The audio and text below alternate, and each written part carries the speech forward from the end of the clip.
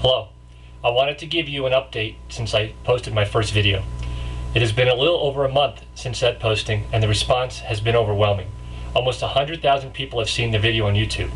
I have been on almost every major television network. I have also done several radio interviews and have appeared in many national newspapers and news blogs. In December, I will appear in GQ as one of the Men of the Year. Several congressmen have gotten engaged, as well as the Armed Services Committee. I anticipate hearings being called soon. Recently, another individual, personally aware of the circumstances, has stepped forward and agreed to work with the federal authorities. He is confirming the majority of my allegations. This is very good news. I have no doubt that more will follow now. I have been contacted by several whistleblowing groups, such as the National Whistleblower Security Coalition, and they have offered to help and support me. I have received hundreds of emails through YouTube telling me that I'm doing the right thing and then thanking me for doing so. Some of those emails have come from the U.S. Coast Guard, as well as employees of Lockheed Martin. I want to thank all of you for responding so kindly. Almost 24 attorneys have contacted me offering their services. I cannot comment any further beyond saying that I am working with an attorney now. I am thinking of creating a website for whistleblowers. This site will not only carry whistleblowing videos and document the issues, but I anticipate being able to run a video whistleblowers news blog highlighting the most important issues. The Department of Homeland Security released a report recently documenting their investigation of the Deepwater program as a whole. This scathing report backs up some of my claims and outlines many areas where Lockheed Martin and the Coast Guard management and engineering groups were deficient. That report also outlined problems with the SIPRNet, which is our nation's secure internet backbone. The report stated that there were severe deficiencies in that system. The report also stated that the federal agency responsible for certifying that system would pull the certification if the U.S. Coast Guard didn't fix the problem. That declaration was made this spring. That meant that these 8 boats were putting our nation's secure communications at risk for a year or so before that.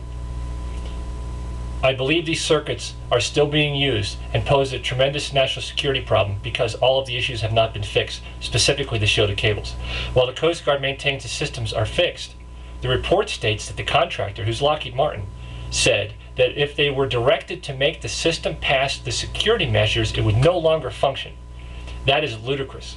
The world's largest defense contractor is giving the Coast Guard a choice. And the choice is, either your primary secure communication system can be safe or it can work. You can't have both. Additionally, I was told that when the Tempest tests were run, the testers actually walked off the boat and down the pier until sufficiently low levels of electrical emanations existed. This is the direct result of the non-shielded cable problem. The testers falsified their test results to get the system to pass. This puts the entire nation's secure communication system at risk.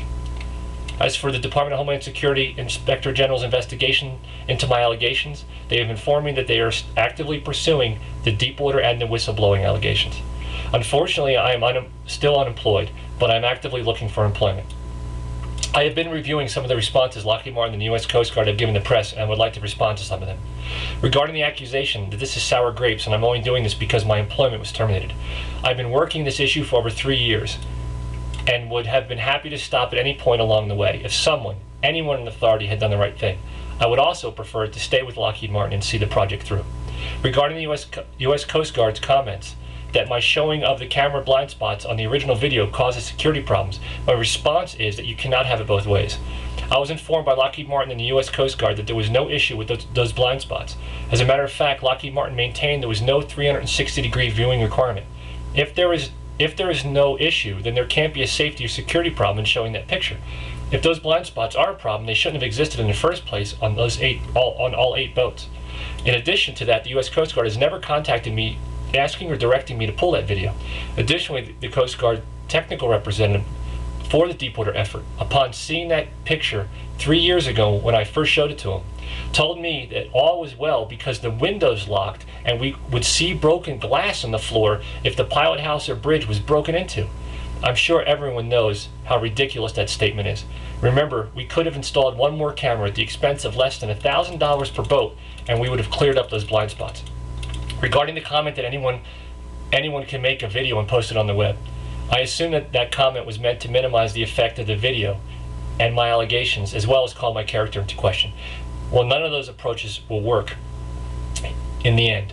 Maybe Lockheed Martin would be better served by telling the truth rather than shooting the messenger. Until they take those steps, I am resolved to believe that the ethical standards that they espouse are simply meaningless slogans. Ethics should never be matters of convenience or dictated by the need to make a profit.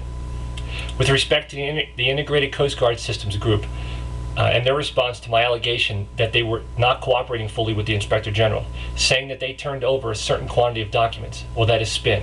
What they did not say is that they have given the IG everything they have asked for when they asked for it. In closing, I would like to again thank those who have supported me in my endeavors. I would also like to ask one more favor before I go. Please contact your congressional representative and demand hearings. We want the relevant U.S. Coast Guard and Lockheed Martin personnel to be put to the test under oath, to answer for what they have done and the decisions they have made. Remember, without press coverage, your civic involvement and hearings, they will probably get away with this. Thank you.